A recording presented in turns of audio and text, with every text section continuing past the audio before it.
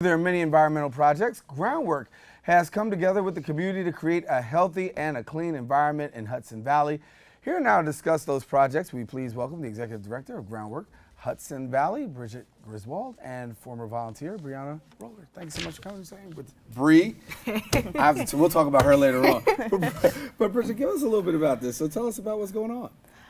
So Groundwork Hudson Valley is based out of Yonkers, just a stone's throw from the Bronx. A lot of folks don't realize what a small distance it is to get out to Yonkers. And we work with communities to essentially regreen and restore U.S. cities that are generally impacted by post-industrial pollution. So one of those projects, we do a lot of different projects, but one of the most exciting ones that took us 10 years in the making was the daylighting of the Sawmill River. I don't know if you know too much about the history of the Yonkers, but it was a very big industrial. You did? Yes. Oh, okay. Okay, so you know Yonkers well. Yes. The Sawmill River was actually a free-flowing river back in the day that was paved over in the 1920s because the pollution was so intense in the river. And what Groundwork Hudson Valley did, in partnership with really great leadership from the city of Yonkers, was to basically rip up all that concrete and restore the river to its natural state. And we built a park around that became a great place for bringing back all the critters like the American eel, egrets, salamanders, herons are now thriving in downtown Yonkers, and it's become a wonderful recreation destination for the Yonkers community. So that's just one project. Right. We're also working to educate the public on environmental science. So we have a lot of work that we're doing within the Yonkers public school systems to supplement science education. And we have an amazing floating classroom called the Science Barge. And we invite all kinds of folks out to learn about the environment. It's a hydroponic farm, it has solar panels, and we are actually signing up school groups now. So anybody interested in coming out to visit the Science Barge can go to Science Barge at Groundwork Hudson Valley, and we're always looking for great folks from the Bronx to come out and spend some time there. So this young lady sitting next to you, she's very active here. As a matter of fact, she really has a couple jobs. I'm a little surprised by this one right here, but you know, she does some work and she keeps me going here. Her name is Bree, and but you've done some work here too. So you've been an intern and a student intern coordinator. Talk about this. Well, I started in Groundwork, I believe, 2008 or 2009. I just remember Roger and Kurt coming to my classroom, and they started talking about like the different things that Groundwork Hudson Valley was doing. And I was like, oh, okay, you know, this seems cool. And then eventually I started doing volunteer work for them. I started going to senior citizens' homes. I helped them with gardening, a lot of winterization projects. And it was just really, really cool to be out in the community. So I started doing volunteer. And then eventually volunteer work turned into the Green Team, which I did every year from about 2009 to 2012. I was there every summer.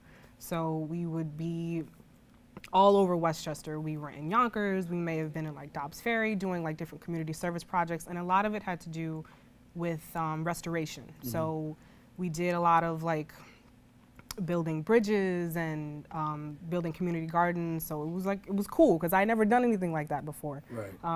You know, just coming out of high school and being in high school, it's like, you know, a lot of your jobs might be, you know, being a cashier or like doing retail work, but I was out in the community actually helping people. And it was green. It was an environmental job. So, so yeah, it was like really awesome.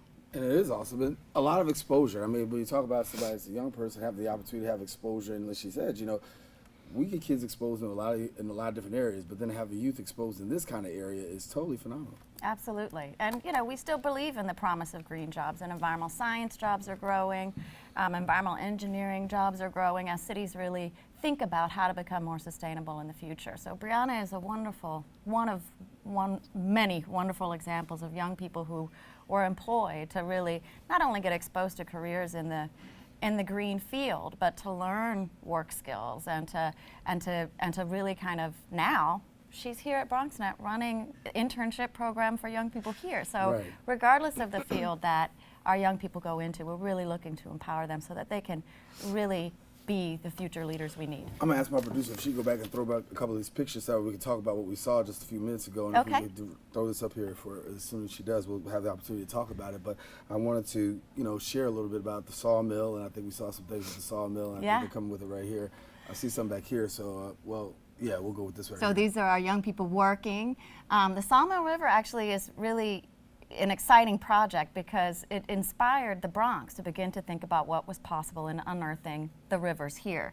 So what happened with the daylighting of the river, if we can jump to a picture of that, it's pretty impressive. Here in Tibbetts Brook, which is part of Van Cortlandt Park, after that daylighting happened in Yonkers, it's now part of the master plan for Van Cortlandt Park to restore a river called Tibbetts Brook. So stay tuned, and for anybody who wants more information on that, I would suggest reaching out to the New York City Parks Department. And so getting people involved, getting young people involved, what do they have to do? How does a young person get in touch with you? What goes on?